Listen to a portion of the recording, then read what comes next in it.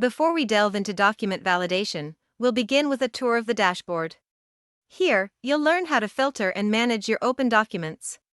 In the following video, we'll provide an in-depth overview of the interface, guiding you through its key features and functionalities.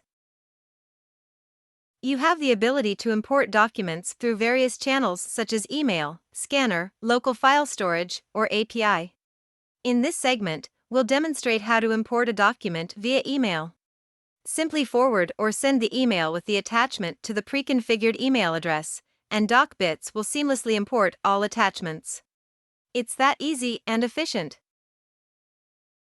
On the dashboard, you have the flexibility to filter all documents by status or assignee.